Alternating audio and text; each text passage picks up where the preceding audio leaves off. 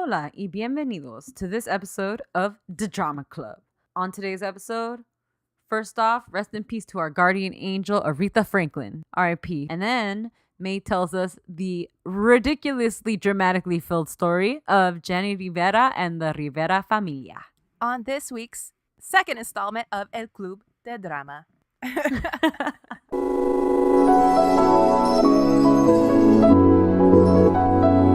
What up, fam?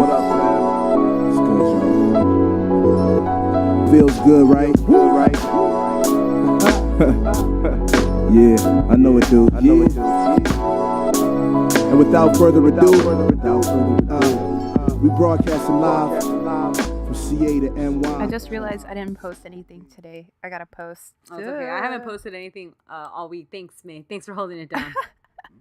I had like weird internet, and then I was drunk. All the time. No, I wanted you to have that time off, dude. Thank you. I really appreciated that. But then I was also like, I know Stef wants to post Chloe Sevigny stuff. I did, but like I didn't even have time to like look for pictures the way I usually do. So yeah. It was funny. I did a one night like look up a few pictures, and most of the ones I found you posted. Oh, okay, cool. Like the one of her where she's like in the subway and like for whatever reason she wants to show off her chonies. Oh yeah, I like that picture a lot. She always looks faded and like, dead in the face. She got dead face. Yeah. What the fuck? It was awesome though. Yeah, guys. Usually I want to say Steph does like 70-75% of the social media. Something. You do everything else. May edits everything, posts everything. Like, I post the shit that doesn't matter. May post the episode. No, but like I realized it was like it was exhausting keeping up with that. But it was like I was talking to everybody. Like, did you see those little videos that the guy Simpsons? sent us? It's like Simpsons, yeah. Yeah. Oh, it's 2 beers. I love this fool. He always talks to us, huh? Oh yeah. Also, he talks to us on Twitter too. Yeah. So shout out to our friend and fan 2 beers because he sent us this little video on Instagram handle at Heartbreak Club. It's heart without the A in it. And it's a little Simpsons montage of when Lisa falls in love with Nelson, which is that's a funny episode. It's so good. It's so good, but it has this song Peaches featuring MXM tune. I'm sure I'm not saying that the correct way, but it's called Fallen for You. Oh my God. Yeah. Great little song. And I love that he knew to send us something Simpsons. Yeah, me too. Because he also sent us one where it's that one where Lisa's cool for 5 seconds. Yeah, when they go on vacation. Yeah. Yeah, that was me so in Hawaii. I was like, I hate the mainland. Surfing, am I right? Pineapple. Fucking coconut, man.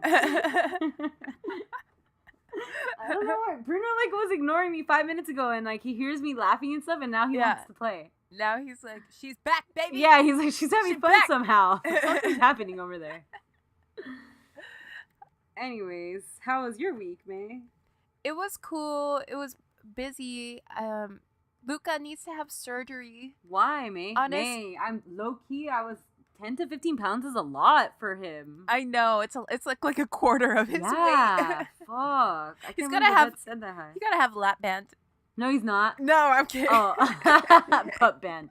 He has a screw tail, and it like bothers him sometimes. And the vet was just like, let's crop it. Let's just crop it. Yeah. So it's not like the biggest deal, but every surgery has its risks, Yeah, you don't want to let anybody go under. And then I hate when they come out and they're all confused and they don't know what's going on. Yeah, I know. So he's scheduled he's going to have surgery in a month, and his butt's going to be all bald and naked, and like he's not going to have a tail anymore. Aww. Dude, I was so bummed out. I miss Bruno so bad when I was on vacation. The first night was really hard because he sleeps on my feet. Like, usually he lays his head and stuff. So, like, I was telling Hawal, I woke up, like, all the time, like, phantom feeling him on me. Like, I'm not used to sleeping without him. So I was super sad. And then my mom and dad were telling me that he was all sad and stuff. So it bummed me out because you can't fucking explain it to them. So they just think, like, they're never coming back. Yeah. Did your parents like send you pictures of him and stuff? Yeah. Oh, okay, that's tight. And he looked all sad. And then yesterday when we came home, oh my God, he was licking us forever. Oh, that's tight. He was so happy. He was doing little spins and shit. He started humping his friend. He got all happy. You should have posted him. I was posting pup pics this week. I know. That picture of Luca's so cute. Oh, I was gonna say that we got a review that was 4 stars out of 5. Oh, and I was having like a panic attack. Like, oh, when? I don't know. I don't think they wrote anything. Oh, but I was like, what? I didn't even see it. I saw that we got more reviews, and I was like, oh, cool, more reviews. That's what we want. But we don't want 4 stars. What kind of shit is that? What can we do to change your mind, 4-starred person? Shout us out. I was so stressed out. I was like, oh my God, what did we do wrong? Oh, we do have one that's 4 stars. Yeah. Why are they mad? That's my brother who's just doing it to fucking annoy me. Like a 1-star review, I would have been like, oh, they don't like us. us. It's not for us. But a 4-star 4? review? Yeah, what is it that's missing? What could get you from here to here? It's like when you have like a latte and it's just like slightly too cold or like slightly too much milk. Like if there was just one little thing. What thing is it, dude? What do we have to do to get you into this Kia Sorrento today? Yes. What could we do to get 5 stars out of you? Would you like your water more chilled? Do you like it room temperature? What's up, my dude? Or my lady. Or my lady. Or my non-conforming gender friend. What's up? Let us know. But thank you for giving us a review, though. And everybody else who has. We love you. Thank you only slightly. Not a full thank you. A 4-star thank you. A half glass thank you. The fuck? I don't even think I would review something if I was going to give it 4 stars. I'm only reviewing 1-star or 5-star things.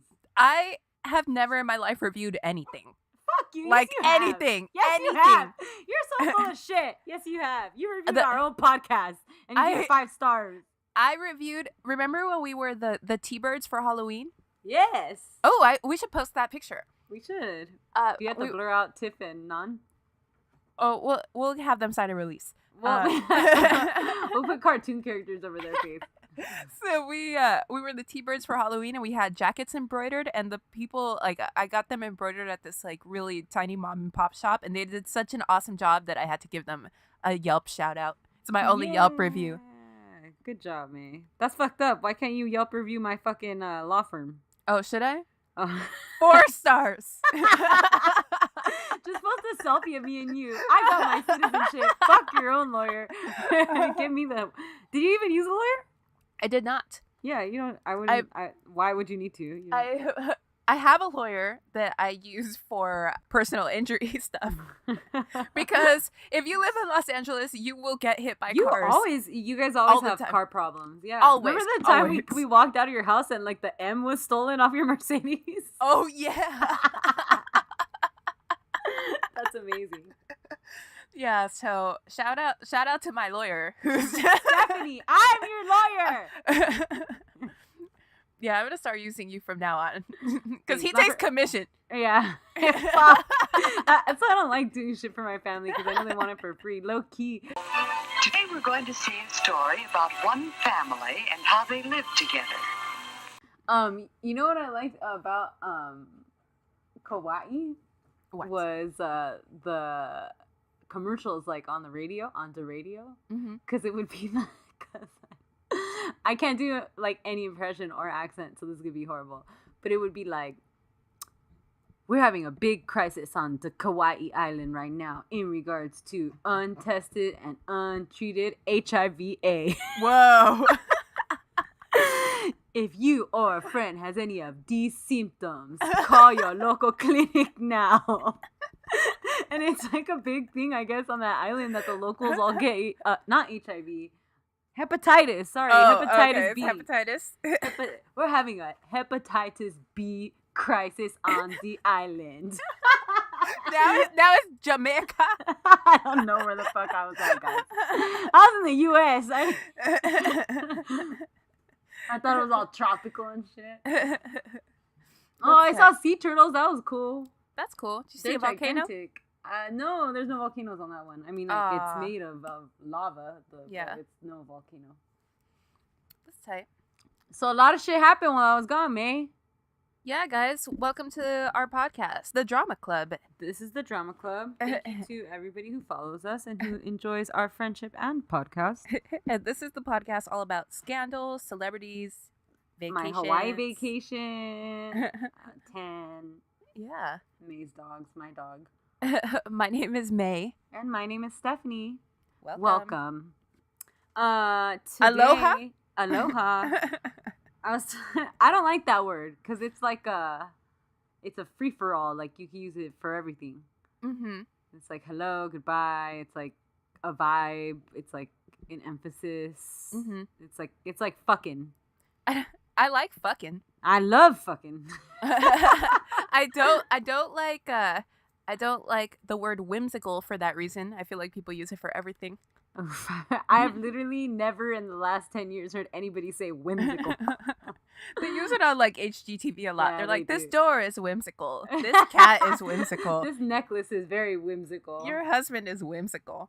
Yeah, this dick is whimsical. Hey. Anyways. Yeah, so a lot of shit happened.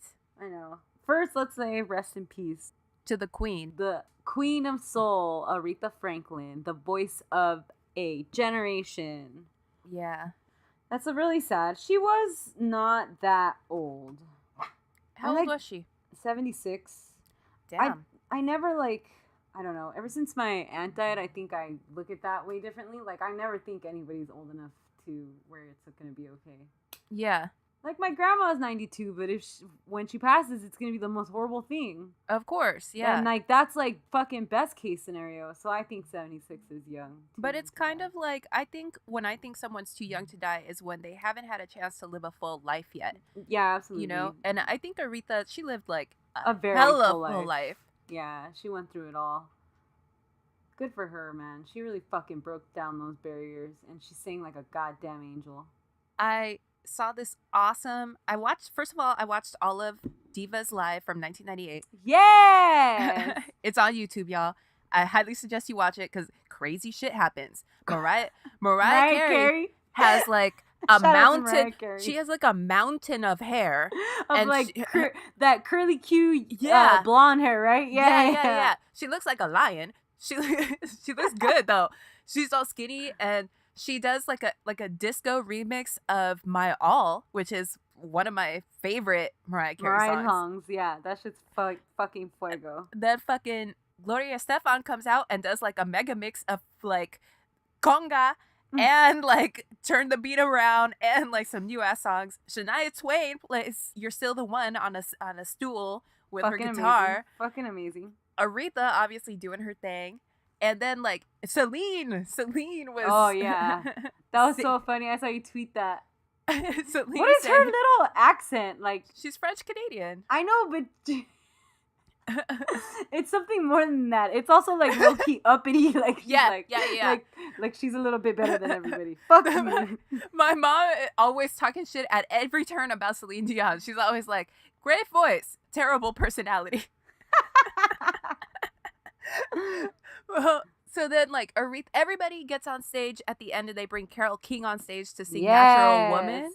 That's what I go ahead. I want to talk about that. And Aretha just sings over everyone. She doesn't let anybody sing. And you could tell, like, everyone's just like, well, fuck it. Let Aretha sing it. Except for Celine, who starts, like, challenging her. Celine, fuck you. You're never going to be more of a natural woman than Aretha Franklin. So, Ariana Grande was on Jimmy Fallon this week and together with The Roots performed Natural Woman in tribute to Aretha Franklin. Mm-hmm. And can I say, I think she sings fucking well. Mm-hmm. Yeah. She sings really great. But I felt this way when Whitney Houston died. Like, Natural Woman was co-written by Carole King. Yeah. So, like, why not have Carole King sing it? Yes. Is she unreachable or like what? Yeah. Like, what is that? I bring up when Whitney Houston died because at the Grammys that year they had what's that bitch's name? Jennifer Hudson? Jennifer Hudson sing I Will Always Love You. Mm-hmm. But I Will Always Love You was written by Dolly Parton. Why can't they have Dolly Parton out there singing it? You're right. I think that would be fucking incredible, because then you give tribute to like all the women and you know, and it's like, and we celebrate those icons while they're fucking alive. Yeah, I don't know. I don't low key don't like that, but I did think she gave a great performance and it was like really beautiful. No, she did. Well, I heard another cool story of when Luciano Pavarotti was supposed to perform at the Grammys. And he got sick super last minute. We're talking 20 minutes before he was supposed to go on. Like, the show was going on already. I heard this story. And she was, like, in the audience or some shit, right? Yeah, because she was supposed to perform later in the evening or something. And they sort of asked her, like, is there any way you could do a quick performance? And it's like, oh, yeah. She, like, fucking belts it out. Yes. It's amazing. And she did it with no rehearsal, nothing. She was just like, she said, let me hear a tape of the dress rehearsal. She heard it. She was like, I could do it. Yep. That's fucking boss. Oh, I wanted to tell this story that a lot of people forget, or maybe don't want to remember, that Aretha Franklin was singing and doing very well during the civil rights movement in the U.S. And so it was hard for her to get gigs, and she talks about this. And Hugh Hefner, when he first opened the Playboy Club, would roll out the fucking red carpet for her so she could sing to an all-white audience when she was never given the opportunity at other places to do stuff like that. And he really, she credits him with helping her break through that barrier and reach a white audience. Hell yeah. So that's fucking cool. R.I.P. to two legends right there. Seriously. I also saw this cool video of her from like last year where somebody's interviewing her and they're like, we're going to say some names and then you tell us the first thing that comes to your head. Fuck. Mariah. And the guy goes, Adele. And she's like, big talent, beautiful voice. And then he's like, Alicia Keys, excellent songwriter, producer. And then he's like, Taylor Swift. And she's like, gowns, beautiful gowns. Cats. Breadsticks. Doing things together is fun. It can be in your family, too. Whether it's seeing movies, as this family does, or working and playing together in other ways, as other families do. All right, you ready to start? I'm ready to start when you're ready to start, May. Okay. I don't know what you're talking about. You know what I'm saying, man? Island life. I'm sorry. I'm gonna stop. Did you see the Obamas while you were out there? What island do the Obamas live on? I wish. I don't know. What island? Hello was asking me that. I was like, "Full, look it up." I don't know. What island was Obama born on? Kenya.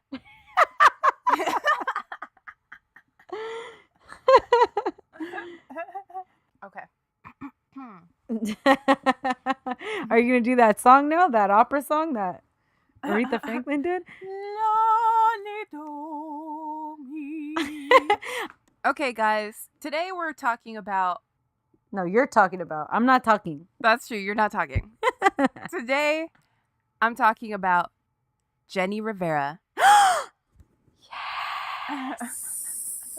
Let me tell you, I started another story for this week, and then I kind of scrapped it because I knew you had been on vacation. I wanted the vibe to be just right, and I was like, it's not the right vibe. Oh, okay. So then I started another one. God damn. So you got a half Z one ready to go for next time? Yeah. Got halfway through it, and then I was also like, this isn't right. Then I had some people talking to me on the gram, on Instagram, talking about how they wanted to hear this story. I was like, you know what? Perfect. Yeah. Ain't nothing wrong with talking about the Long Beach Queen, Jenni Rivera. Okay, so I'm going to give you the saga of Jenni Rivera and the Rivera family and associates. Oh, fuck. On the next season of Narcos. So this story was requested by many people. Yeah. Most recently by @Jazz94 and Chef Polo de Bear from Instagram. Those are the Instagram homies. Did you see Polo de Bear was like, you guys should come to the Dodger game? Yeah, that was awesome. I was like, okay. We do want to come to a Dodger game. If anybody would like to invite us to a Dodger game. Okay, so I researched this in a lot of places, including Wikipedia, of course, articles in Billboard, Latina Magazine, and good old Remezcla. Hell yeah. Shout out Remezcla. Also, a shit ton of interviews I found on YouTube. Cool. All right. Dolores Jenni, a.k.a. Jenni Rivera, was born on July 2nd, 1969 in Long Beach, California, to Rosa and Pedro Rivera. Summertime in the LBC. Jenni became the first Rivera child to be born in the United States. As Hell yeah, Anchor Babies. Shout out Anchor Babies. We're going to get ice called on us. As her mother left Jenni's 2 older brothers back in Mexico while she was pregnant with Jenni. Fuck. So she crossed over while she was pregnant, undocumented, of course, to join Pedro in the... Not of course. That was fucked up. That's all right. We can say it. We can say it. Okay. Well, she crossed over to join Pedro in the U.S. to try to make a better life for her family. That's awesome. Okay. That's awesome. The American dream right there. Yeah, I'm 100%, I'm down for this family. Okay. Rosa had tried several home remedies to try to abort Jenni because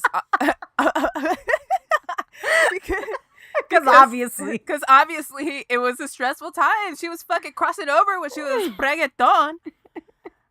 But Jenni was not going anywhere. That's awesome. Jenni and her mom love telling that story later as an example of Jenni's resilience. That's funny. That's what people say. That's what we say about Alicia.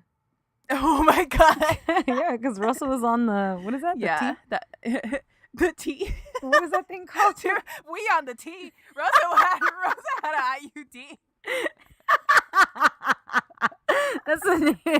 That's the hook of our first jam together. We on the tea. Russell was on an IUD. In the IE. Talking about summertime in the LBC. There you go, okay. Right there. All right. This reminds me of how Judy Garland's mom tried to abort Judy by taking a ride in a bumpy streetcar. Oh, yeah, that was funny. Rosa said she tried shit like jumping up and down and standing in the refrigerator. Oh my God. Like, they're so stupid. That shit is never gonna work. If that shit actually worked, Mike Pence would be out here trying to outlaw streetcars and refrigerators. You know that's the fucking remedy too. Where are they from? What part of Mexico? Do you know? Oh, I don't know. It's fine, whatever. Let's just say Morelia. Sure. That's the fucking remedy around the ladies in Morelia. They're like, if you really want to get rid of that baby, you gotta find somebody who will lend you a refrigerator. You don't have one. Then you gotta go stand in it. First, you gotta put some lemon on it. That was my family's remedy for everything. Put a little limon on it. My elbows. Look, my elbows are like a little darker than the rest of my body. Yeah, that's everybody. And my knees too. But my grandma used to be like, put a little bit of limon con sal on it, and then it'll look good. My mom, the day she found out about my tattoo on my foot, she told me not to go to sleep because she was gonna rub it off with lemon and salt. That's funny. So lemon and salt really is the remedy for everything. Blessed be the fruit. We're having such lovely weather. Okay, so like I said, she has 2 older brothers who, for the purposes of this story, we don't really care about. Okay, sorry. And later came a younger brother, Lupillo. Shout out to Lupillo Rivera, who we'll get to later, and also a younger sister, Rosie, who we'll also get to. Okay, can I tell you a little Lupillo Rivera story though? Please. I once saw him at Dodger Stadium in Louis Vuitton sweatpants. Oh, I am here for that. He was fucking gangster. Yo. He was tight because he was like just chilling. He didn't have like bomb ass seats. But were people bothering him though? People would come up to him and he didn't care. Everybody who came up to him, he signed whatever. If a little line formed, he would stay standing up, signing shit. He was really cool to every fan that came up to him. That's tight. Yeah. So shout out to Lupillo Rivera. Shout out to Lupillo and your bald ass head. Yeah. I'm going to do a little Rob episode.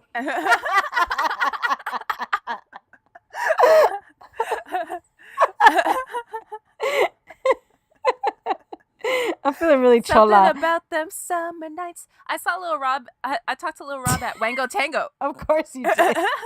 Is he Lil? No. Yeah, he's not, right? I was No, like, he's why not. does this fool call himself that?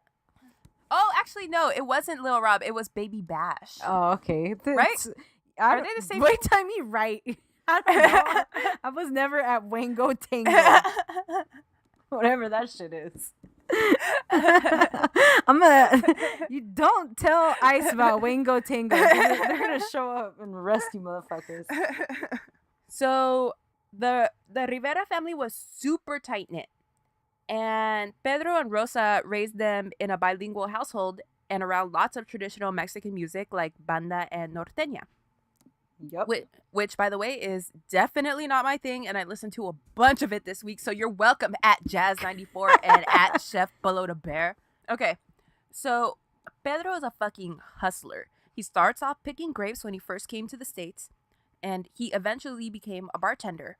Nice. But his side hustle, his baby, was the record label he created in 1987 called Cintas Aquario, where he discovered and signed a narco corrido singer named Chalino Sanchez. Oh my God, May. Do you not know who Chalino Sanchez is? I have no idea who that is. Oh my God. My head is going to burst. Who was later murdered in 1992. Don't say it. I will do an episode on him. Okay. Well, I have to say it in the context of the story because it's important. Okay. Fuck. I can't believe you don't know who Chalino Sanchez is. I hate that shit. Jesse and Victor play it all the time on Sundays. No, dude. I don't fuck with this kind of music, dude. Mm-mm. Okay. So he was murdered in 1992 at age 31. Yep. I guess I don't have to. If you are gonna do an episode on him, I won't say the circumstances of his death. No, don't. Okay. So, but I will say that he was one of the, if not the first big outright narco corrido singers. There'd been bands, obviously like Los Tigres del Norte. Everybody knows them, who had like a song or two in that genre, but there hadn't been anyone exclusively dealing in narco corridos before. Yeah. It's like gangster rap. Yeah. Yeah. It's like Debbie Harry raps in that song Rapture, but no one's like, no one's trying to say that Blondie Debbie Harry's a rapper. Yeah, exactly. Okay.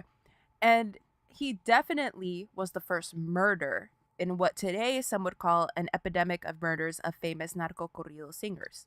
Yep. That's crazy. I didn't know her dad discovered him. Yeah. It was his little record label. He was like the star of that label. Wow. It was like Snoop on death row. I was going to say it was like Whitney to Clive Davis. And there, everyone, is a summary of our friendship. Okay. So, should we remind our listeners what narco corridos are? Yeah. Because we talked about it a little bit on our Kate del Castillo episode. Yeah. So basically, it's like a genre of... It's really like similar to how I would describe gangster rap. It's like a genre of corridos, which is a typically northern Mexican style of music that talks a lot about narcos and narcos lifestyle and all that. Yeah. But the problem is that a lot of these songs praise and romanticize. Yeah, they glorify it. Yeah. In the way that like dudes. gangster rap does that to gangbanging also. That's true. Yeah, I hate that shit. Yeah, it's a problem. You it's should a not. problem. That's why I don't like that music, honestly. And a lot of these dudes are straight up murderers. Yeah, they're in that culture itself. But I would say like the difference between gangster rap and this is that sometimes the narcos themselves will commission some of these singers to write and perform songs about them. Yeah, that's true. That's obviously problematic because then like the rival narcos have been known to kill singers who are aligned with their enemies. Yeah, it's horrible. Why would any singer want to get caught up in that? Because they're probably already caught up in it.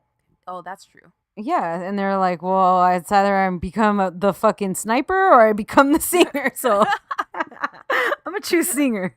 Like, Frank Sinatra was mobbed up, but he wasn't making songs about fucking Lucky Luciano or anything. Not that we know of. Maybe on the side. Maybe My Way was about Lucky Luciano.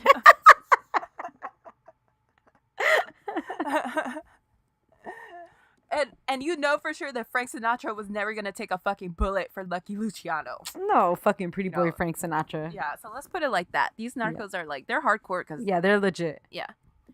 So, back in 1984, Jenni is 15 and a sophomore at Long Beach Poly High School, famously also attended by Cameron Diaz and Snoop Dogg. Snoop, and my friend Belinda. What's up, Belinda? Hey, shout out to Belinda. And Pedro, also. Oh, Pedro too? All right, so Snoop, years later, became friends with her. Last year, he posted a video of himself smoking a blunt and singing along to one of Jenni's songs. Which is awesome. Anyway, so at age 15, she becomes reggaeton in the backseat of a car in a drive-in during a showing of Purple Rain by 19-year-old Jose Trinidad Marin. Which, honestly, was there anyone born in 1985 who wasn't conceived in the backseat of a car watching Purple Rain at the drive-in? By Jose Trinidad. Yeah. In Long Beach? No, maybe in Long not. Beach. Okay.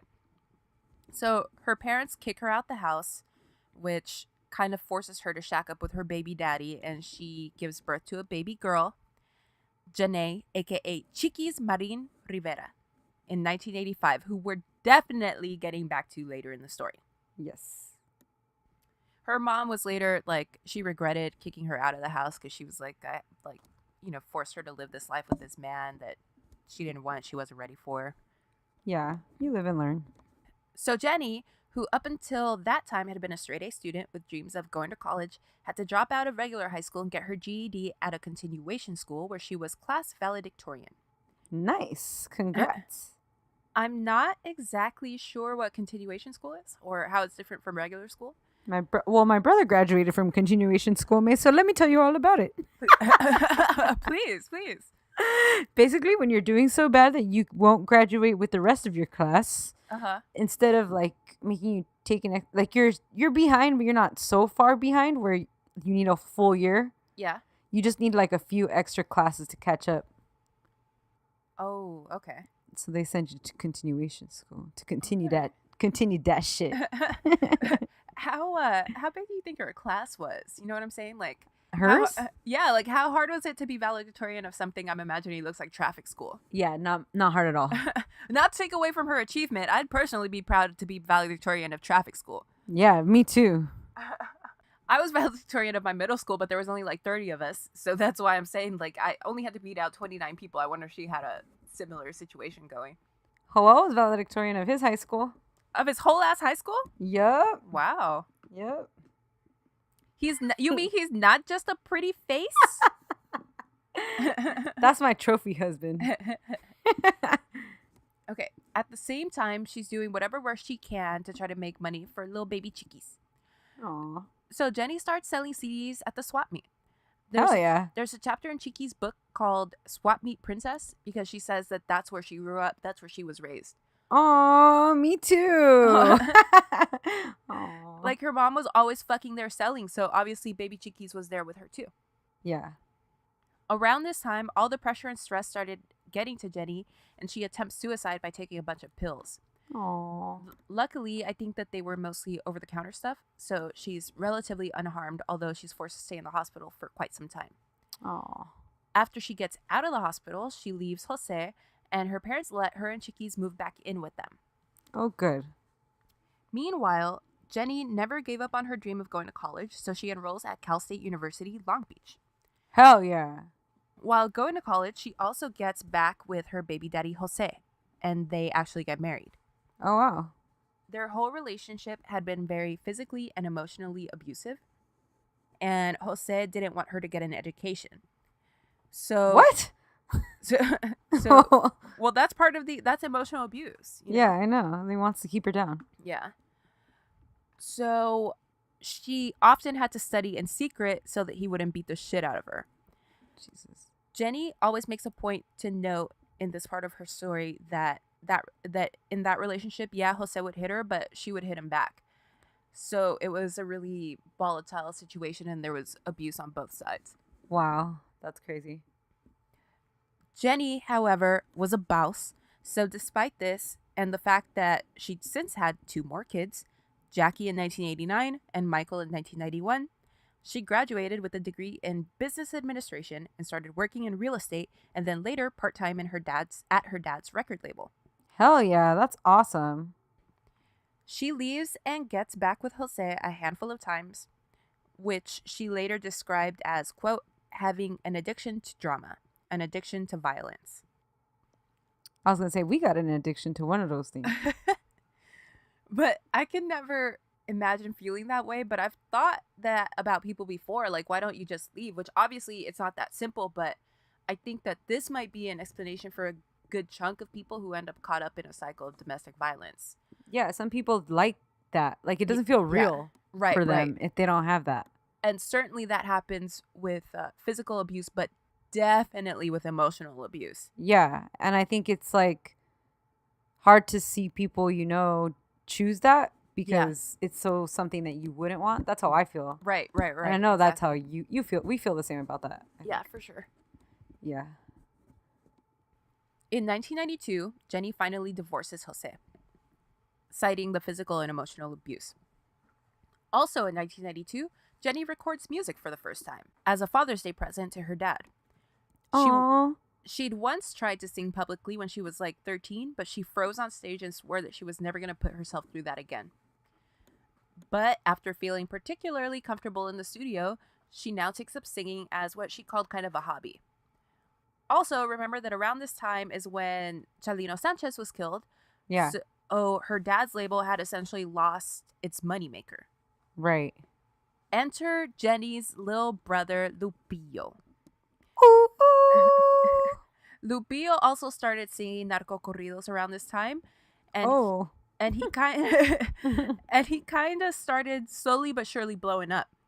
By 1999, Lupillo's a full-blown star, but during the early and mid-90s, he was this young guy with a lot of buzz that was just continuing to build. In 1995, Jenni releases her first album, an album called La Chacalosa. Oh. Which I had to look up what the fuck that meant. And yeah, what is it? Apparently it means the party girl. Oh, damn. This is like La Chona? La Chona. Okay, so I listened to... Oh my God, can we put audio clip of La Chona in right there? Because I don't think we'll get sued. Los Tucanes will thank us. Please, May. Don't be a bitch. Okay. You put in the fucking record scratch for Milli Vanilli. Oh, that's true. But who's going to sue us? A record?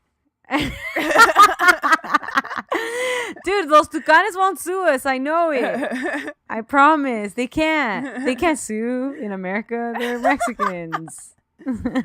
So I listened to a bunch of Jenni's music this week. Oh, there you go. Hey. I'm going to let you finish. I'm sorry, man. Okay, go ahead. Sorry. I'm going to let you finish. But La Chona was the greatest song of all time. La Chona was the greatest party girl of all time, Jenni. Didn't we just listen to La Chona the other day when we were for your birthday? Yeah, I'm sure we did. Huh? Yeah. Okay. All right. So, I listened to a bunch of Jenni's music this week to prepare for this, and a lot of the slang in corridos, I'm like, what the fuck does that mean? I think like a lot of non-Spanish speakers don't realize how much the language varies from place to place. And, and also, you know, like socioeconomic level. like the news or a movie or a telenovela or something like that uses fairly standard language, and I understand, you know, 100% of what's being said without context clues or anything. But a show with like regular schmegular people, like a Caso Cerrado or something like that, like sometimes that shit can get a little murky. Yeah. And in a narco corrido, like they'll use slang that I've never heard of before. Like there was this one where they talked about a cuerno de chivo, and I was like, a goat's horn? What?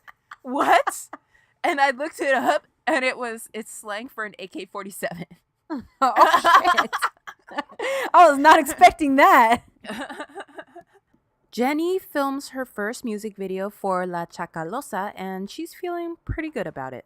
But on the way home from the video shoot, she notices that she's being followed on the freeway by a truck, and she doesn't want to drive to her house because she doesn't want whoever's following her to know where she lives. So she drives somewhere else, and they run her off the road.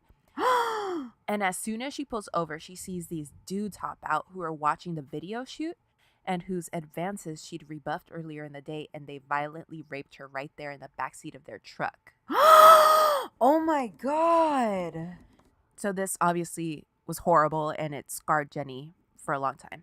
Oh my God, I didn't know about that, May. This was wild. This didn't come out for a long time. She wrote it in her autobiography. Wow. Anyway, in La Chacalosa, Jenni claims that she was raised to work in the family business, aka drug trafficking. So with this, Jenni officially enters the world as a narco corrido singer. Although it's still sort of her side hustle. Her main gig is still real estate. Nice. The biggest obstacle she faces is that, first and foremost, there are literally no other women singing in this genre of music. Nope. In fact, the industry and fans are outright hostile at the notion that a woman would even try.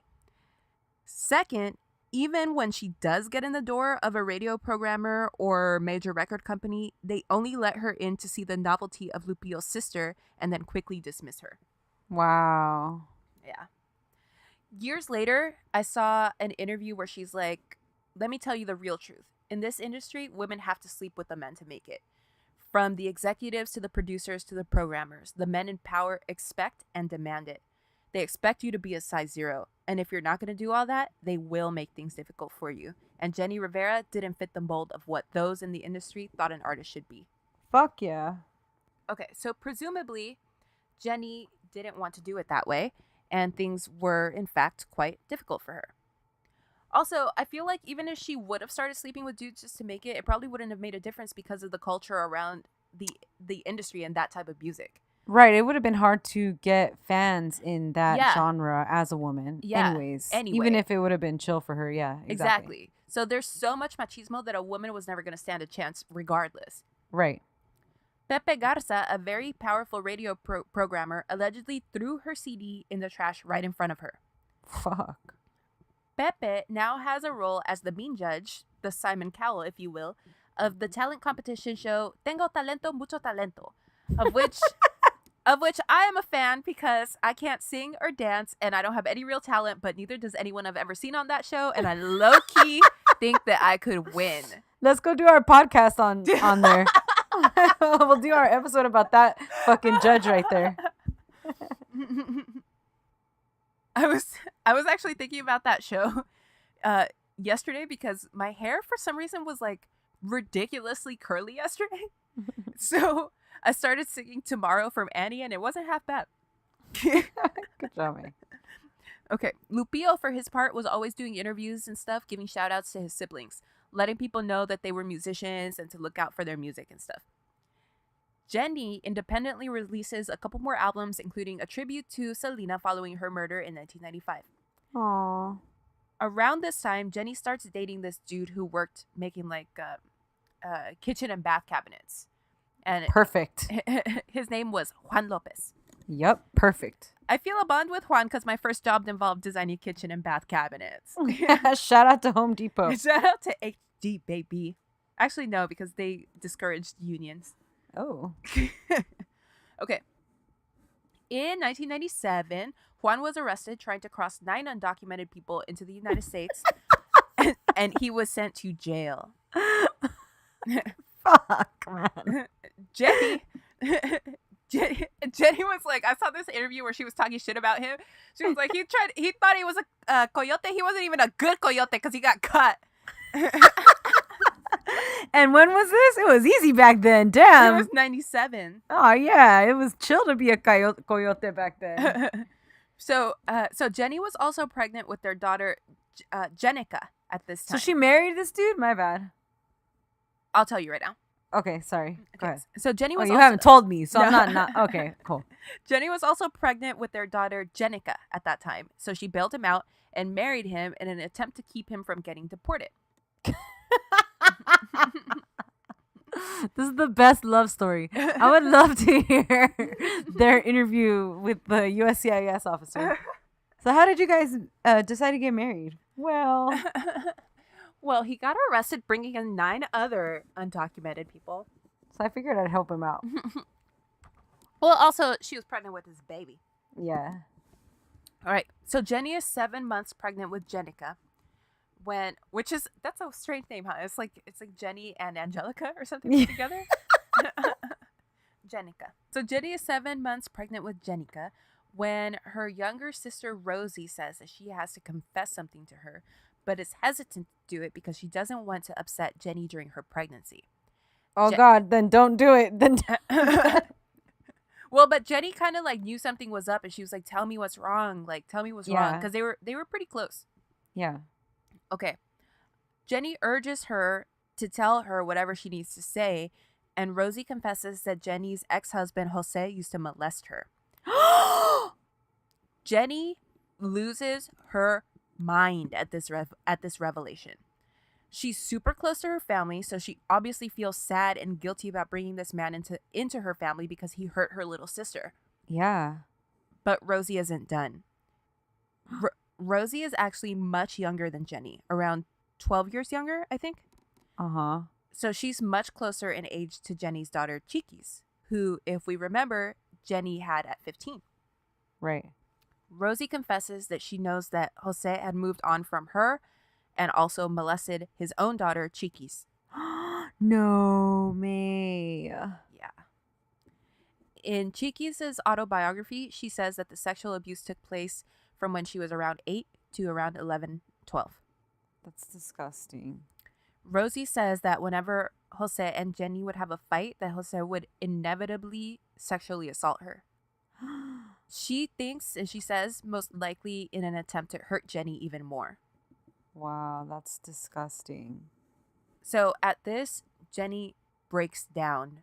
Yeah. Both Jenny and Rosie say that she screamed so loud that people across the street came over to make sure that everyone was okay. So she becomes inconsolable. Right. She pulls herself together and she immediately calls the police. Good. But Jose hears about it and goes on the run. Wow. An investigation later reveals that Jose had also begun molesting their other daughter, Jackie, as well. Oh my God. So Jose is a fugitive. Right. Okay. In the late 1990s, she signed a record deal with Sony, and in 1999, she released her first real commercial release. It's called Que me entierren con la banda, Bury Me with the Band, with the hit song Las Malandrinas, or The Scoundrels or Scammers. Jenny says, quote, the song blew up. People became interested. That's when Jenni Rivera, the artist, was actually born. That's awesome. From Good here for on, her, because she's worked hard for this shit. and she's been through so much shit. Yeah. From here on, it's hit after hit after hit. #1 songs, Grammy nominations, Billboard Music Awards, sold out concerts, and I could go on. Yeah, she was fucking huge. Our girl is crushing it. Yeah, and Lupio's already big too, right? Yeah, Lupio had been big. Everybody was always like into him. In this part of her career, people still referred to her as Lupio's sister. Like they would, Oh, okay. They would every time she would do an interview, they'd be like, "Tell us about Lupio," or whatever. Oh, that sucks. But like, things were like starting to change. Like she was starting to kind of like break her own mold. Yeah, exactly. Okay, so things are looking up, or are they? More behind the music. Jenni Rivera. She finds out that Juan is cheating on her, and she leaves him. And she also has a falling out with Lupio over what? We don't really know. But in an interview about something else, I saw Lupio talking about competition in his industry. He said something like, oh yeah, of course there's competition. Life is a competition. Everything is a competition. Fathers and sons, mothers and daughters, brothers and sisters. Otherwise, you get bored. How else would you solve things unless you know who's on top? That is so stupid if that's like what he's really what talking about. Yeah, that's like the pettiest thing on earth.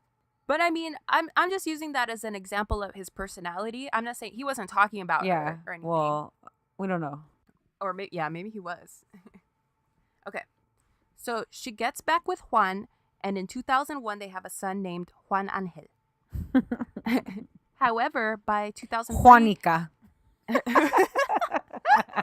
It's a combination of Juan and Angelica. Juangelica.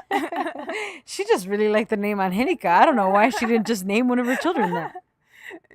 So, however, by 2003, things aren't really working, and Jenny hires a private detective who finds out that Juan is cheating on her again. Oh, fuck. And they get divorced. Oh, no. And Juan demands a $500 million settlement. I was going to say, because she blew up during the time of their marriage. Yep.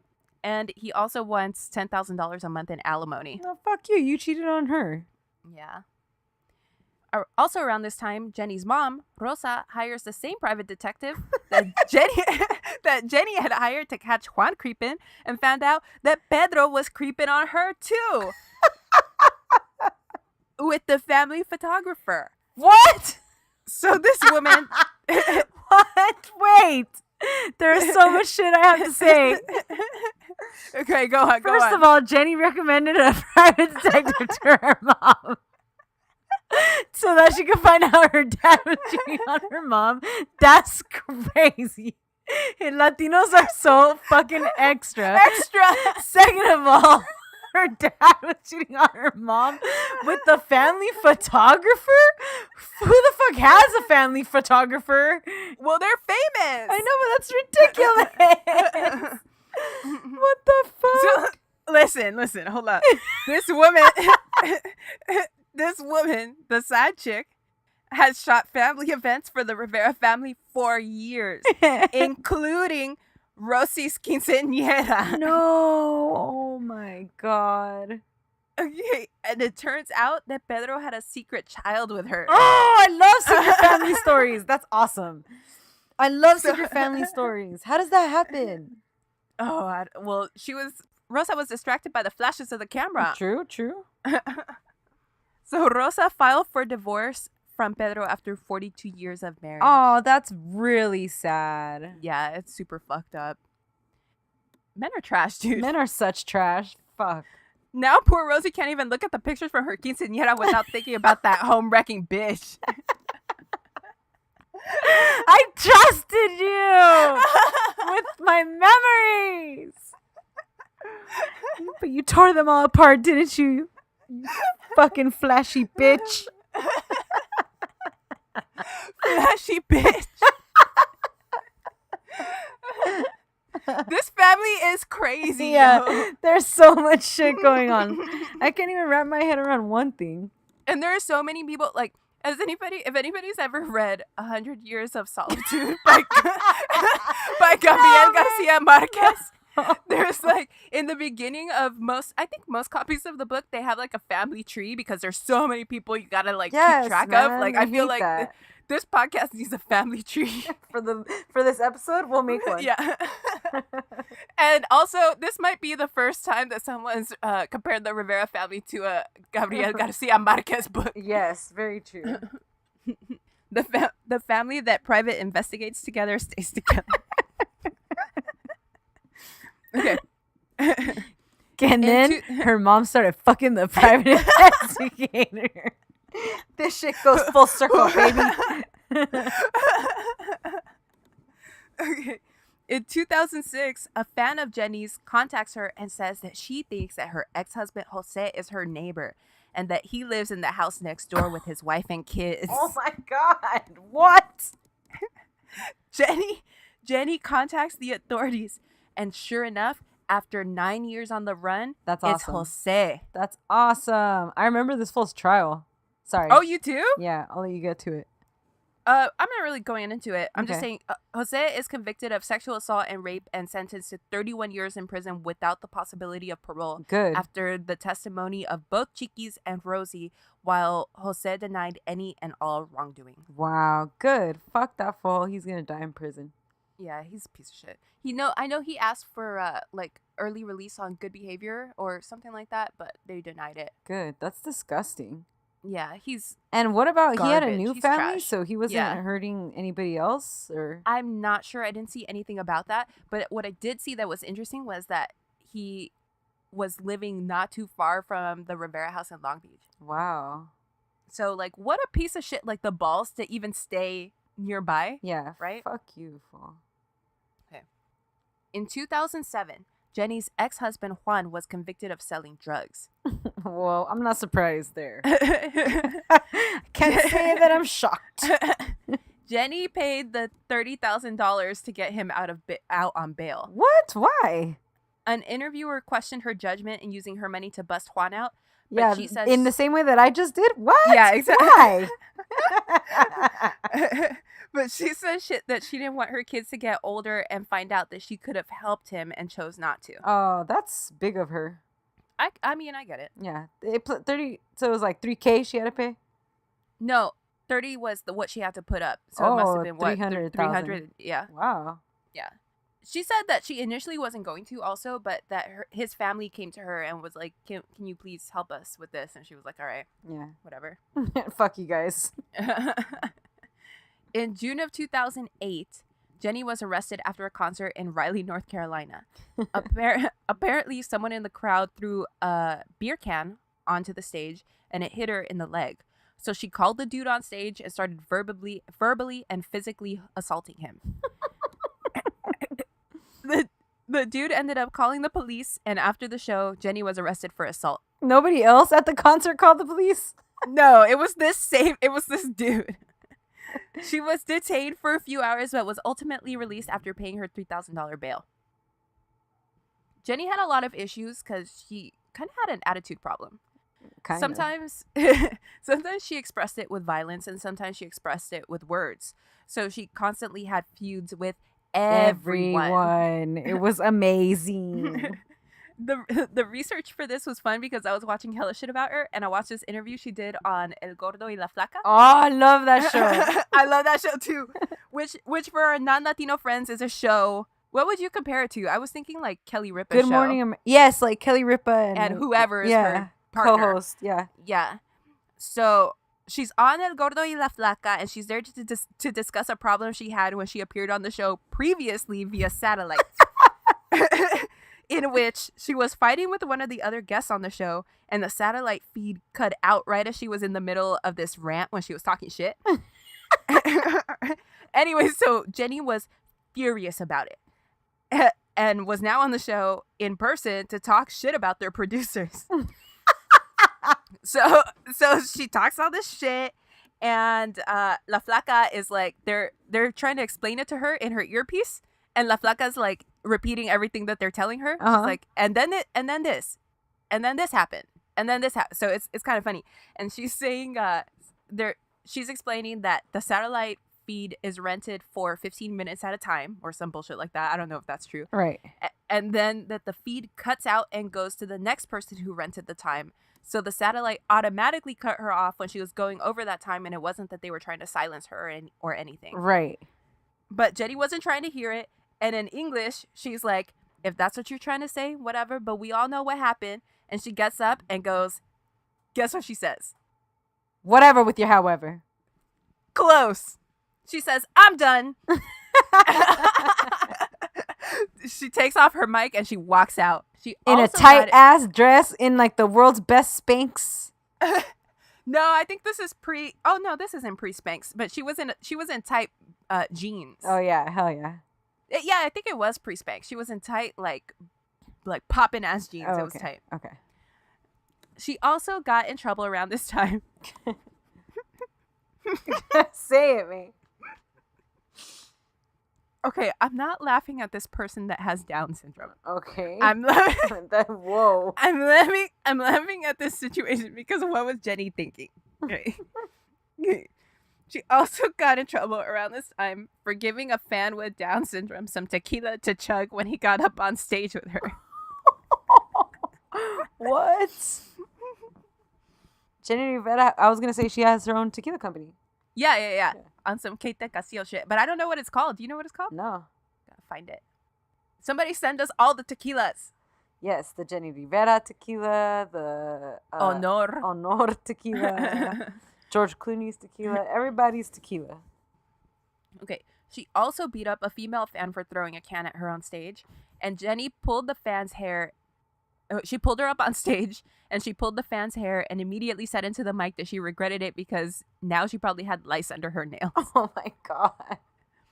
At another concert, another fan got rowdy, and I saw a video of Jenni's older brother Juan beating the fucking shit out of this dude on stage. Like he knocked him the fuck out on like some UFC shit. What the fuck? It was really bad. It was really bad. So if you went to a Jenni Rivera show, there was a pretty good chance that someone was gonna get rocked either by Jenni or her brothers. Someone was gonna get arrested. Yeah.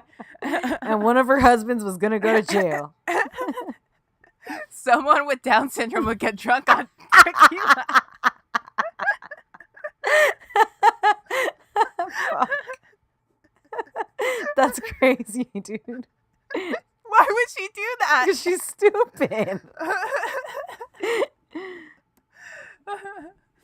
Okay.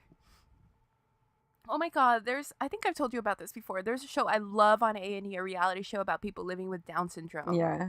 It's so good. That's okay. it. Okay. In 2008, the rift between Jenni and Lupillo seemed to have at least partially diminished because he publicly defended her after a sex tape featuring Jenni began to circulate. A member of Jenni's band, who Jenni had dated for about a year, started sharing their sex tape with his friends, and eventually the internet got a hold of it, and it was everywhere. I didn't know so that. Crazy. I did. I remember when that shit was all over the news. Oh yeah, I don't remember that at all. Imagine that's when your brother starts defending you. Yeah. Well, for the sex tape. Please, Lord, may my brother never have to defend me or my sex tape. That's what I'm here for.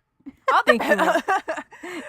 Okay, so Lupillo says that when she called him to apologize for the video, he was just happy to hear her voice. Aww. Which I feel like he was just happy that she was going through shit so that he could feel superior, right? Like, right, yeah. That's what he alludes to, right? Yeah, exactly. But he did say something like, which I feel like is the truth. He was like, you don't need to apologize to me. You don't need to apologize to your mom, to our mom, to our dad, maybe to your kids, but like, yeah, fuck. Nobody else, yeah. Yeah. And her mom also said something cool. She was like, Jenni, you were not going to be the first and you're not the last. So like, yeah, but it did really hurt Jenni, and she was like real depressed about this for that's a while. very private and embarrassing. It's a violation. Yeah. And so she says that at her first concert after this happened, that the fans, as soon as she walked in, they gave her a big standing ovation, and like she said that really it made her feel better because she knew that her fans weren't going to judge her because of this. Yeah. In 2009, Jenni's ex-husband Juan died in prison of complications from pneumonia. Good. Bye. Why? Wait, I'm sorry. Juan? My bad. What happened? He died? Not that one. No, not Jose, Juan. Why? The coyote. Pneumonia? Yeah. Oh, shit. Yeah, it's very suspicious. Ooh. Okay. Also, in 2009, Jenni was arrested at the international airport in Mexico City. She had $52,467 in cash in her purse. What? She paid a fine of $8,400 and was released. The New York Daily News reported that she'd been contracted to perform at several private events for high-ranking members of drug cartels. Oh, shit. That is scary. In 2010, Jenni married MLB player Esteban Loaiza. Yeah. People around her say that she wasn't really in love with him. The dude that she considered her one true love was this guy, Fernando, who worked in radio but had a drug problem. Oh, shit. So she realized it was never going to work between them. So she marries Esteban, and her sister Rosie says that on their wedding day, Jenni had been crying, and that Rosie originally thought that they were tears of joy and emotion about Esteban, but she says that Jenni confessed that it was because this really meant that it was the nail in the coffin of her relationship that she wanted with Fernando. Oh my gosh. Yeah. But she couldn't get involved with that because, like, she has kids, you know? Yeah, totally. But I mean, why are you marrying someone else? Yeah. As consolation. Because, like, you don't want to be alone. Chiquis describes him as, like, a very calm dude and, like, just a nice guy, it seemed like. Yeah. But I think that was part of the problems that they ended up having in their marriage. Both Chiquis and Jenni said this, that, like, she was, like, very, she needed, like, somebody to, like, yell at her. And, right, like she was addicted to drama, yeah. Yeah, and she was and he was not that person. So they started having, like, lots of fights and drama because he wasn't going to slap her around or anything, you know? Yeah. Not to say he's not a good guy. I'm not saying he's a good guy, but, like. Yeah, he wasn't, like, volatile, like, angry like that. Right. Or that's not how he expressed his anger. Right. So Jenni became a judge on the show The Voice, La Voz, Mexico. And based on her success on that show, she became an executive producer on a reality show starring her daughter, Chiquis, called Jenni Rivera Presents Chiquis and Raxi. Also starring Chiquis' homegirl, the radio personality Raxi. There was also a spinoff of the show in which Jenni starred called I Love Jenni, which became a hit. Yeah. This is when I really started paying attention to Jenni Rivera, I think, when I Love Jenni came out. Oh, really? Mm-hmm. Yeah, because like I said, I'm not into the music, so it was like when she started becoming more of a media personality. Yeah. Okay. On top of starring in these popular programs, she turned business mogul, launching Jenni Jeans, Divine Music, Divina Realty, Jenni Rivera Fragrance, and Divina Cosmetics. Damn, good for her. So fucking good for her building her empire. I read somewhere that she said she wanted to become the Mexican-American Oprah Winfrey. That's awesome. My favorite thing in that is the Divina Realty. I love that she's still doing her real estate. Yeah, because she was a realtor. I was going to say, could you imagine, like, you bought a house from Jenni Rivera and you have her old realtor pamphlet somewhere? Oh, yeah. Or, like, what if her, she, you know those signs they put in front of your house? Like, what if it had her picture on it? Oh, you know it did, in some tight-ass jeans. Jenni also shot her film debut in a movie called Philly Brown, co-starring Gina Rodriguez. I think that was one of her first roles, and wow. and Edward James Olmos. Oh wow! It's about it seems like it's about Jenni plays Gina's mom, who's this drug addicted woman that's in prison, and Gina's trying to make it as a rapper. Oh wow, that's crazy. Edward James Olmos called Jenni's role, quote, Oscar worthy. Wow. And honestly, the trailer she looked like. It looked pretty. Like the movie doesn't look good, but Jenni looks like she's doing her thing. That's awesome. Jenni also inked a deal to star in a sitcom for ABC called Jenni. Wow. That's badass. Like, that's really awesome. It was going to be about her being like a single mom, basically her life, and like how she's a independent Latina woman who don't need no man. Hell yeah. Jenni says that in late September of 2012, something happened that made her realize that her marriage to Esteban was over. Uh-oh. Jenni confided to friends that she saw security footage in her home that led her to believe that her eldest daughter, Chiquis, had been sleeping with her husband. This is, I mean... ridiculous. This is wild. This is fucking... Fucking what? This was a huge story. Huge. Like, I'm pretty sure even if you didn't know who Jenni Rivera was, you heard like what the story was. Yeah, this shit was crazy. So a week later, Chiquis and Jenni had a huge blowout fight, during which Chiquis denied that she would ever, under any circumstances, do anything like that. May, I just know, I found out what it is. What? Mildred Pierce. Oh yeah, this is some Mildred Pierce shit. This is some Mildred Pierce ass shit. So Chiquis moved out of Jenni's house. For what it's worth, Chiquis and Esteban both continue to deny that anything sexual or romantic ever happened between them. What do you think the footage was?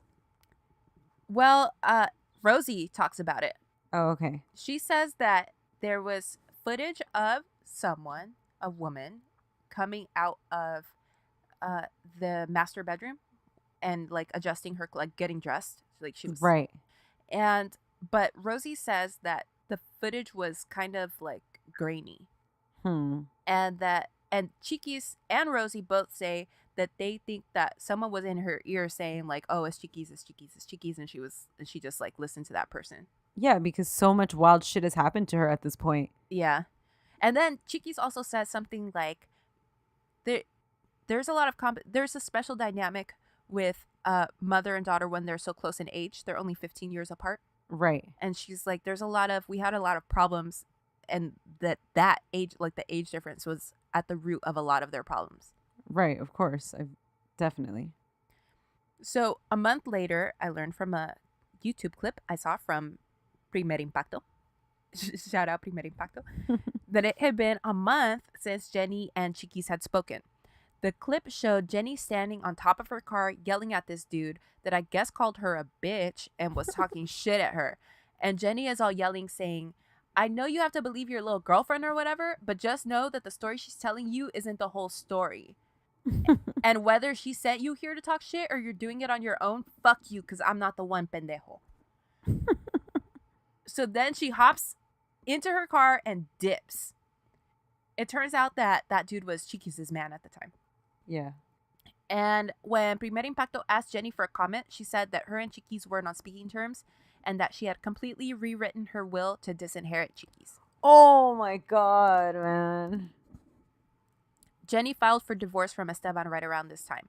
So just like Jenni never publicly said that this is the reason why I'm getting divorced. Right. But all of this is happening at the same time. So everyone in the news, assumed that it had something to do with Chiquis and her husband. And it just makes the story that much crazier. Titillating. Mm-hmm. Okay. Whimsical. Aloha. A month later, on December 8th, 2012, Jenni had a concert in Monterrey, Mexico. At 2 a.m. after the show on December 9th, she and 5 members of her entourage left the arena.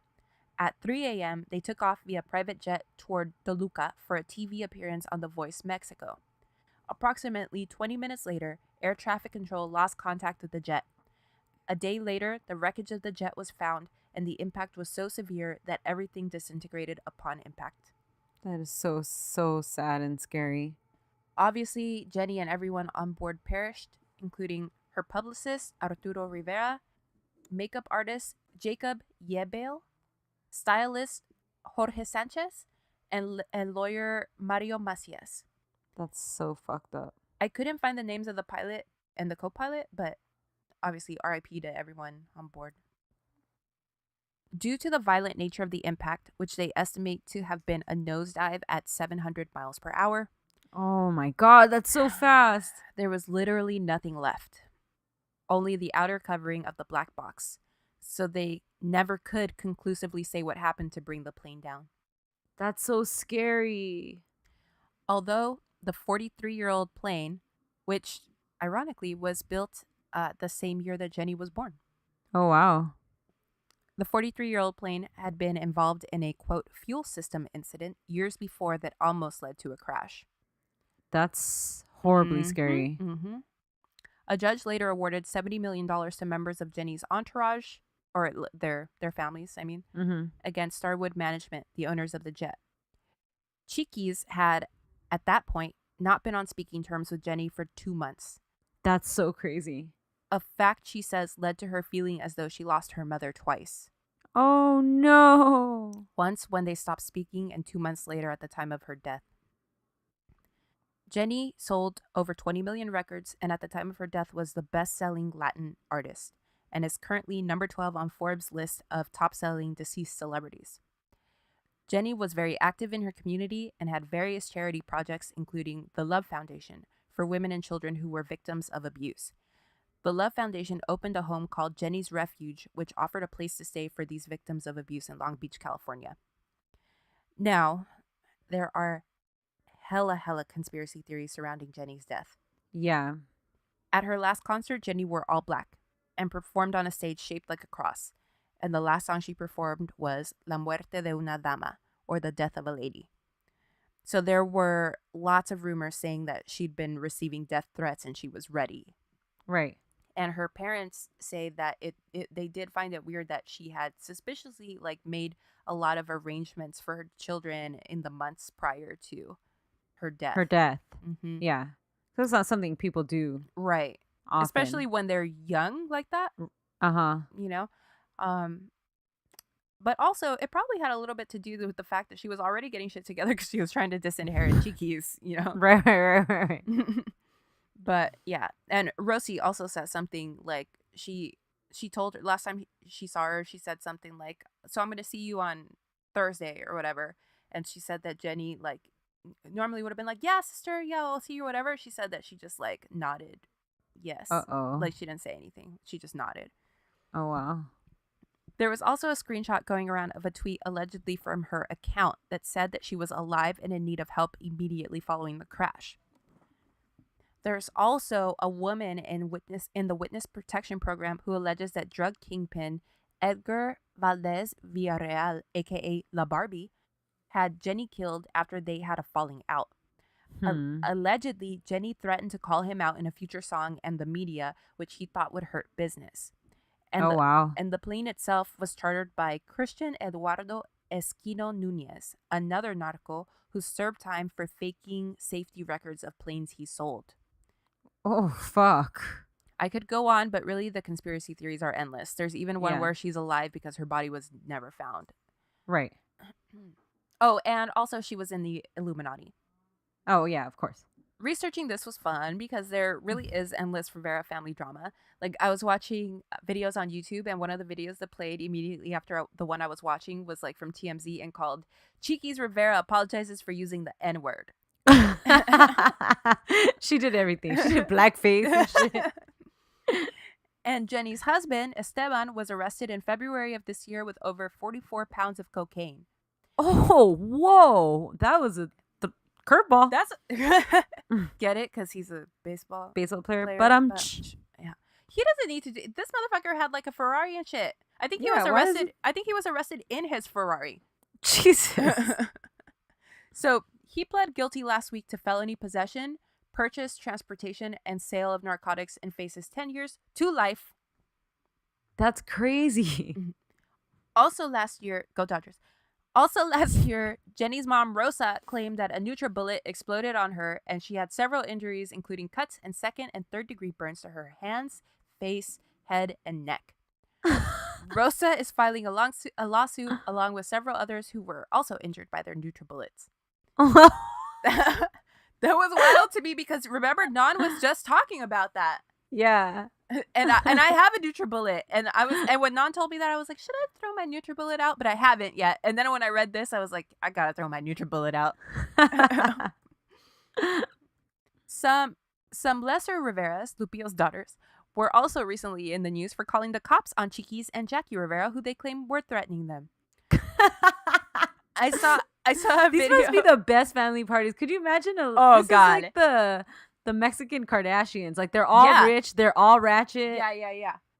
I saw a video of Lupillo's daughter talking to some reporter wearing her scrubs. I'm assuming she's a phlebotomist. And she was in the parking lot of her job. She was like, we're not cholas, but these bitches want to act like cholas. If they got a problem, why don't they come say it to my face instead of threatening to fuck up me and my sister? Oh and the reporter was like, did you tell your dad about it? She's like, of course I told my dad about it. Like,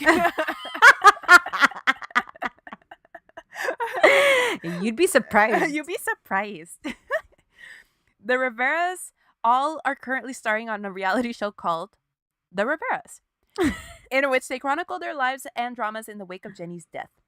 I didn't know about this, man. This is amazing. Rosie, Jenni's sister, is also currently starring on Rica Famosa Latina, which I've watched a few times because it comes on right before Tengo Talento, Mucho Talento. Oh. And it's kind of a Real Housewives type show. Oh my God, that's amazing. There's been, I want to say I've seen Lupillo on that show too, because he's getting divorced right now. He has like hella drama. There's been a terrible miniseries based on Jenni's life, and a Telemundo telenovela, which I saw a couple episodes of that didn't seem too bad. If anybody wants to watch it, they have it, and I think they have it with English subtitles on YouTube. All of it. It's only like 90 episodes. Oh, and perfect. Yeah, and it's quick too.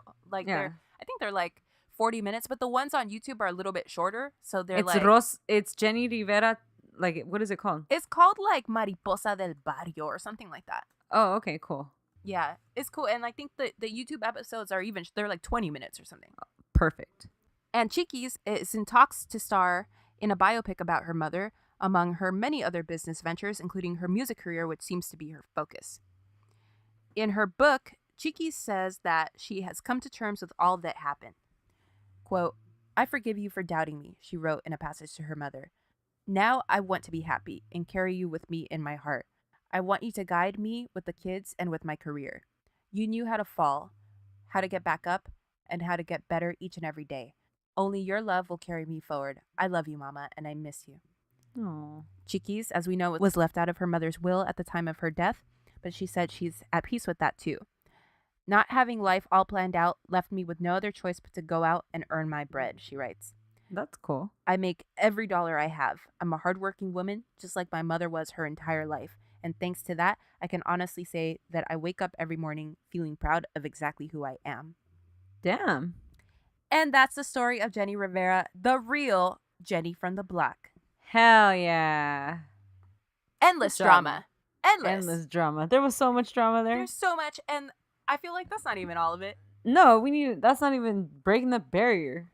We gotta watch the Rivera's reality show probably too. Oh yeah, I definitely need to start watching that. That's amazing. So R.I.P. Jenni Rivera, everyone else who was involved in that crash. That's horrible.